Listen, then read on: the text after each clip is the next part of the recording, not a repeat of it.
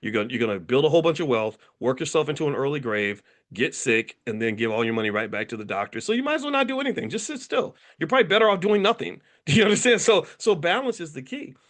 Building, in fact, on the trip to Ghana, a really smart black woman was there named Althea. Althea, I hope she doesn't mind me mentioning. I'm not gonna say her last name because I got to ask permission. But Althea is super smart, and she's actually related to Marcus Garvey, which I thought was the coolest thing in the world. And anyway, she said she used a great term. She's a lawyer that was with us, and she said, "Build with balance." And I said, "That's exactly what I'm talking about. Balance.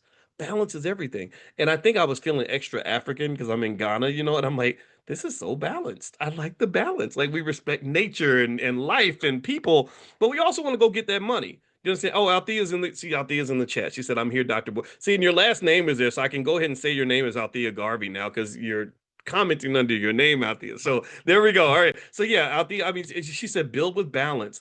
And I said, I like that a lot. That really summarizes, I think, what you want to aim for. You want to build with balance. And if you think about it, anything that you build that's going to last, think about any structure you build that's going to actually work and be effective, it has to be balanced. And think about it. Can I give me a yes or no? If I build a house and it's the house is off balance, I put all the weight on one side and no weight on the other, is that going to work? Is that house going to stand? No. If I get on a seesaw and I put the fat kid on one side and the kid on the other side weighs 40 pounds, is that going to be balanced? Is that going to work? No, it's not going to work. If I get on an airplane, I got my pilot's license.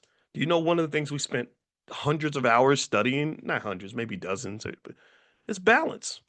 They're like, look, if you get on a plane, you have to do, they had to do math. They were like, you have to measure how much weight you have and the distribution of the weight. And it's a fulcrum and it has to be set in a certain way because if you don't, then your plane is going to go up and you're going to get stuck in a certain way and you're going to go into a stall, an engine stall because you're off balance. So balance is everything. Balance is everything. And here's why I would say that you want to be really careful about terms like black capitalism. I'm not going to say reject it because it's up to you to make that decision. Also, I love John Holt Bryant, so I'm not in any way going to make it sound like I'm just arguing with his idea. But I really encourage you to just keep balance in mind. If you want to build anything that lasts, it's got to be balanced because the biggest critique of Americanized capitalism is that it's not balanced. It's not balanced. You have people that are making tons of money but they're dying early because they're stressed out. Um, Maybe we have a high per capita income, but Americanized mental health is in the toilet. All the stats show this. My wife's a therapist. The client, all the therapists, their client offices are just stacked to the rim because people are going crazy. They're stressed out.